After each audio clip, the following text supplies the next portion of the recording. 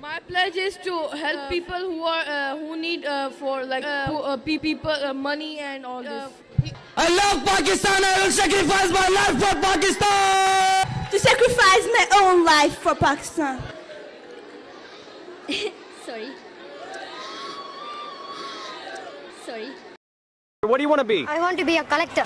You want to be a collector, high-level administrator. What do you want to be? I want to be an aeronautical engineer. Aeronautical engineer. And how about you? What do you want to be? I want a civil engineer. Civil engineer. I want to become a scientist. You want to be a scientist. What do you want to be? I want to become a doctor. क्योंकि हमारे यहाँ education तो है नहीं, हम तो कुरान पढ़ाते हैं। हम सिर्फ बातें करने में आगे हैं। इंडिया तो काफ़ी आगे जा चुका है, नो डाउट। तो इसमें हमें कहना चाहिए जो अच्छा है, जो जिसकी जो चीज़ अच्छी है वो अच्छी है। ये जो आपने बात की कि सारे CEO ट्विटर वगैरह फेसबुक वगैरह के इंडियन है, उन्होंने अपने बच्चों पे काम किया है। और आप चाइना जाएँ, मेडिकल कॉलेजेस में, IT में, इंजीनियरिंग में, एटॉमिक एनर्जी में, हर जगह पे आपको इंडियन मिलेंगे। हमारी कोई पहचान ही नहीं है, पाकिस्तान को कोई जानता ही नहीं है। तो हमारे सियासतदान क्या करते फिर रहे हैं, वैसे तो हर चीज़ में वो भारत के साथ कंपैरिजन करते हैं, तो इस चीज़ में कंपैरिजन नहीं करे कि वो टेक्नोलॉजी की दुनिया में बहुत आगे तक निकल गए हैं। उन्होंने अपने माइंडसेट इस तरह किए हैं कि दे कैन।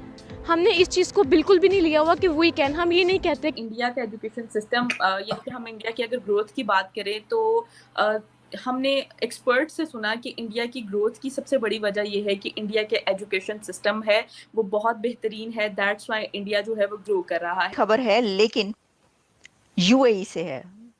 अबू धाबी में IIT दिल्ली का इंटरनेशनल कैंपस ओपन हुआ है और अबू धाबी के क्राउन प्रिंस ने इसका इनॉग्रेशन किया। पाकिस्तान सारी ज़िंदगी अबू धाबी और UAE और रियाद और सऊदी अरेबिया, कुवैत, GCC जाता रहा ये कहने के लिए कि हमारी इमदाद करें, हमारी मदद करें, हम आपके मुसलमान भाई हैं, हमारे ऊपर कश्मीर का मसला बन गया है, भारत हमारे साथ ये कर रहा है, वो कर रहा है। नमस्कार दोस्तों, स्वागत है आपका आपके अपने चैनल IMES 3.0 में। बात करें आज की वीडियो की तो अबू धाबी में IIT ओपन होते देख पाकिस्तानियों ने भी माना इंडियन एजुकेशन का लोहा। पाकिस्तानियों का कहना है कि आज इंडिया अपने एजुकेशन के दम पर दुनिया में अपनी एक अलग ही धाक बनाया हुआ है और हम जहां भी जाते हैं सिर्फ मांगने जाते हैं। आज हमारी इमेज एक भिखारी के अलावा और कुछ नहीं है। हर देश हमारे लोगों को अपने देश से निकाल रहा है क्योंकि हमने सिर्फ इस्लाम के नाम पर दहशतगर्दी की है और कुछ नहीं। आगे क्या कहा चलिए सुनते हैं। वीडियो अच्छी लगे तो चैनल को लाइक, शेयर एंड सब्सक्राइब जरूर करें। वीडियो करते हैं शुरू। धन्यवाद। आज हम जो है पाकिस्तानी एजुकेशन सिस्टम को भी डिस्कस करेंगे और इंडियन एजुकेशन सिस्टम को भी डिस्कस करेंगे और 90s के इंडिया के एजुकेशन सिस्टम को भी डिस्कस करेंगे। इस सारे सर्कमस्टांसेस को सामने रखते हुए हम जो है आज इन दोनों गेस्ट को बुलाया है, इनसे इनकी राय जानते हैं। तो सबसे पहले स्टार्ट करते हैं डिविक जी, आपसे स्टार्ट करेंगे। इंडिया के एजुकेशन सिस्टम के हवाले से आपकी क्या राय है? आ जाता 1961 में इंडिया में एक एक्ट पास हुआ था जिस एक्ट का नाम था institutes of national importance act 1961। उसके तहत हर फील्ड्स में ऐसे इम्पोर्टेंट और हायर एजुकेशन के क्वालिटी इंस्टीट्यूशंस बनाने जो वर्ल्ड लेवल पे कॉम्पीट करें और हर फील्ड में, ये नहीं कि सिर्फ इंजीनियरिंग में। अगर हम जैसे पहले तो मैं आपको लिस्ट बता देता हूँ कौन कौन सी फील्ड्स में कौन कौन से इंस्टीट्यूशंस हैं। आप आर्किटेक्चर में school of planning and architecture है, डिज़ाइन में NID है, इंजीनियरिंग में आप जाएंगे तो IIT है, NIT है, उसके बाद फूड टेक्नोलॉजी में NIFT-EMT है, NIFT-EMK है। उसके बाद मैनेजमेंट में जाते हैं बिजनेस वगैरह में तो उसमें IIM है, मेडिसिन में एम्स है, फार्मेसी में NIPER है, साइंस में IISER है। और इसी तरह अगर आप नीचे स्पेसिफिक अगर हम जाएं कि जो एक इंस्टीट्यूट जैसे Indian Institute of foreign trade, Indian Institute of forest management, Indian Institute of stock trading, तो ऐसे बहुत सारे हर फील्ड में इन लोगों ने बनाए हैं। रिसर्च में भी बनाया है, साइंस में भी बनाया है। इवन इंडिया में Indian Institute of marine studies है जिसके अंदर ओशनोलॉजी और मरीन बायोलॉजी वगैरह ये सब भी पढ़ाया जाता है। मरीन आर्कियोलॉजी भी आजकल सिखाई जा रही है, वो भी अब इंडिया में आ चुकी है। तो आयुर्वेदा भी पढ़ाया जा रहा है, तो होम्योपैथी भी पढ़ाई जा रही है, तो एलोपैथी भी पढ़ाई जा रही है। हर किसी के अलग अलग स्पेशलाइज्ड इंस्टीट्यूट्स हैं। कल ही मेरी मुजफ्फर भाई से बात हो रही थी, तो इंडिया में अब टेक्सटाइल यूनिवर्सिटी भी खोल रहे हैं, स्पेशलाइज टेक्सटाइल यूनिवर्सिटी होगी जो फोकस करेगी। तो हर फील्ड पे इंडिया ने काम किया। अगर हम बात करें IIM की, तो इंडिया का IIM ऑलरेडी दुबई में उसका एक कैंपस है, दुबई एजुकेशन सिटी है जो एजुकेशन पार्क है। IIT अभी एक तंजानिया में डील हुई है, एक इनकी अबू धाबी में हुई है। उसके अलावा IIT UK, इजिप्ट, सऊदी अरब, कतर, मलेशिया और थाईलैंड, यहाँ सब में भी आपको आने वाले कुछ महीनों में यहाँ पर भी आपको डील्स और MOU साइन होते हुए नजर आएंगे IIT के। अब बात करेंगे ये एजुकेशन सिस्टम, देखें आपका इनका 50s से था हायर एजुकेशन। इंडिया में फिर ये कि प्राइवेट सेक्टर ने भी एजुकेशन में बहुत ज़्यादा इन्वेस्ट किया, डोनेट किया। जैसे अगर हम टाटा की बात कर लेते हैं, फॉर एग्जांपल टाटा वालों के खुद के कोई पता नहीं 20 या 26 इंस्टीट्यूट्स हैं, और Tata institute of advance sciences कहते हैं कि वो IIT से भी मुश्किल है उसके अंदर एडमिशन लेना, और एडमिशन लेकर उसको पास करना वो IIT से भी ज़्यादा मुश्किल है।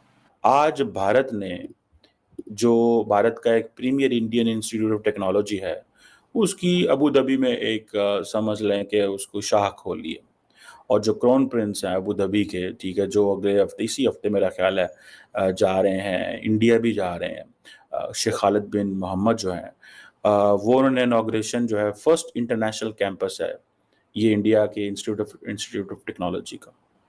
ये चीज़ें आपने एक्सपोर्ट करनी होती हैं। अब क्वेश्चन ये है कि इंडिया भी उन्हीं लाइंस के ऊपर अपने इंस्टीट्यूट को एक्सपोर्ट कर रहा है। देखें, बाकी इंडिया की एजुकेशन का सिस्टम देखा जाए तो उसमें मैं तो अमूमन इस चीज़ से अंदाज़ा लगाता हूँ कि इंडियंस इंग्लिश बड़ी अच्छी बोलते हैं, ठीक है, और वो अपने स्कूल कॉलेजेस से पढ़ के निकलते हैं, इंडियन अच्छी इंग्लिश बोलते हैं।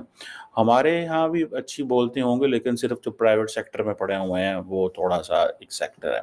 बहरहाल मैं इंडियन इंस्टीट्यूट ऑफ टेक्नोलॉजी की बात करूँ, ये इंडिया का एक प्रीमियर इंस्टीट्यूट था, इसको वो एक्सपोर्ट कर रहे हैं। और वो अब होगा क्या कि अबू धाबी के अंदर, सऊदी UAE के अंदर जो यंग टैलेंट है वो ये कहेगा जी हम तो इंडियन इंस्टीट्यूट ऑफ टेक्नोलॉजी के पढ़े हुए हैं। अब देख रहे हैं वो लेवल, किस लेवल पे बात हुआ करेगी इंडिया और UAE की। मुझे ये इमेजिन बताएं कि एक लीडर जाता है, जाके कहता है कि या हबीबी हेल्प, ठीक है जी, कर्जा रोलेबल करना है, और दूसरा जाता है who is not a Muslim but he is a Hindu और क्रिश्चियन या कोई और, उनके पास और जा कहते हैं या हबीबी हमसे जो है ना ये इंस्टीट्यूट ले लो, ये हम आपको गिफ्ट करना चाहते हैं, ये हमारा बड़ा प्रीमियर इंस्टीट्यूट है, ये आपके बच्चों की बड़ी हेल्प करेगा, और हम इसको जो है वो चाहते हैं कि UAE और इंडिया के ताल्लुकात जो हैं इससे वो आगे जाएंगे। या हबीबी मान जाता है। अबू धाबी और इंडिया के बीच और भी एजुकेशन पे जो डिपेंड करता है, जितने भी वो चाहते हैं कि और इसमें क्या किया जाए, उसके लिए भी एग्रीमेंट्स साइन हो रहे हैं और मेमोरेंडम्स भी। हमारा निज़ाम तलीम और इंडिया के निज़ाम तलीम में क्या फ़र्क है कि क्या हमें सिर्फ इल्म मिल रहा है, डिग्रियां मिल रही हैं, प्रैक्टिकली हमारे हाथ में कुछ नहीं है, हम क्यों पीछे रह गए उनसे। हमारे सियासतदान जो हैं वो भी कुछ हम मुल्क को लेके सिंसियर नहीं है। वो बताना है मतलब पाकिस्तान को आगे ले जाना ही नहीं चाह रहे, या उनका कोई ऐसा इरादा ही नहीं है कि वो पाकिस्तान को आगे ले जा सकते हैं। मैं ये कहना चाहती हूँ कि हमारे पास इतनी फैसिलिटीज़ ही हैं कि हम स्टूडेंट्स को उस हिसाब से पढ़ा सकें कि वो टेक्नोलॉजी की लाइफ में आगे जा सकें। अगर हम अपनी फैसिलिटीज़ को ज़्यादा करेंगे, रिक्वायरमेंट्स को पूरा करेंगे, तो हमारे स्टूडेंट्स उस हिसाब से इल्म हासिल करेंगे ताकि वो दुनिया में तरक्की कर सके और पाकिस्तान भी ऊपर जा सके। तो हमारे सियासतदान क्या करते फिर रहे हैं, वैसे तो हर चीज़ में वो भारत के साथ कंपैरिजन करते हैं, तो इस चीज़ में कंपैरिजन नहीं करे कि वो टेक्नोलॉजी की दुनिया में बहुत आगे तक निकल गए हैं। लेकिन वो कंपैरिजन तो तब करें ना कि उनके पास रिक्वायरमेंट्स पूरी हों। हम लोग अभी तक गुर्बत नहीं इस दुनिया मुल्क से ख़त्म हो सकी, तो हम टेक्नोलॉजी में कैसे आगे जाएंगे जब तक गरीब लोग अच्छे तरीके से नहीं रहेंगे। गरीबों के बच्चे बहुत इंटेलिजेंट होते हैं, उनको अगर हम पूरी फैसिलिटीज़ दें और वो आगे जाएंगे और हमारे मुल्क का नाम रोशन करेंगे। मोदी जो है वो चाय पीने वाला, और यहाँ पे इमरान खान जो है वो इंग्लैंड के पढ़े लिखे हैं, लेकिन फ़र्क आप खुद ही देख लें। और दूसरी बात ये है कि यहाँ पे अगर हम पॉजिटिव चीज़ों को, वो लोग इतना नहीं बेशक यूज़ करते, लेकिन वो बराबर लेके चल रहे हैं। अगर नेगेटिविटी है तो वहाँ पे पॉजिटिविटी भी है, लेकिन यहाँ पे फिर हम पॉजिटिविटी को कम लेके जा रहे हैं। मतलब प्लेटफॉर्म जो है वो हमें कम दे रहे हैं यहाँ पे। अगर यूनिवर्सिटीज़ वगैरह की ही एग्जांपल ले लें आप, हमें मतलब फील्ड में कम लेके जाते हैं और मतलब बातें ज़्यादा सब ज़्यादा करते हैं। ज़ाहिर बात है जितने ज़्यादा प्लेटफॉर्म होंगे, जितनी ज़्यादा फैसिलिटीज़ होंगी, उतना ही हम आगे जाएंगे, लेकिन हम सिर्फ बातें करने में आगे हैं। तो इंडिया क्या बन चुका है? इंडिया तो काफ़ी आगे जा चुका है, नो डाउट। इसमें हमें कहना चाहिए जो अच्छा है, जो जिसकी जो चीज़ अच्छी है वो अच्छी है। अगर वो बुरे में ज़्यादा है आगे तो फिर वो अच्छे में भी है। इंडिया जो है टेक्नोलॉजी का बाप बन चुका है।